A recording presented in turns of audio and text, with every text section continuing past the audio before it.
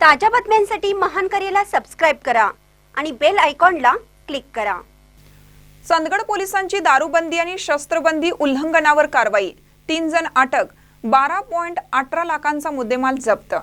कोल्हापूर जिल्ह्यात दारूबंदी व शस्त्रबंदी आदेशाचे उल्लंघन करत अवैध दारू वाहतूक करत असलेल्या तिघांना चंदगड पोलिसांनी पाठलाग करून अटक केली।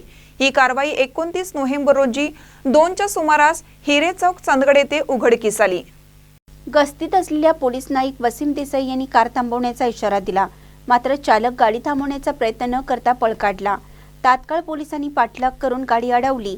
अटक केलेले आरोपी ज्योतिबा वैजू चव्हाण, संतोष मारुती चव्हाण, महंतेश मल्हाप्पा देसाई, मुरकुटेवाडी तालुका चंदगड येथील रहिवासी असून त्यांच्याकडे 17,760 रुपयांच्या मद्यातील 96 बाटल्या गोवा बनावटी दारू सापडली। कारसह मुद्देमाल जप्त करण्यात आला। जप्त केलेल्या वाहनात लोखंडी तलवार, ड्रॉमी व शिकार केलेल्या शालिनीचा वास सापडल्याने वन विभागालाही माहिती देण्यात आली असून त्यावर स्वतंत्र गुन्हा दाखल केला जाणार आहे। तिन्ही आरोपींना 3 डिसेंबरपर्यंत पोलीस कोठडी मंजूर करण्यात आली आहे।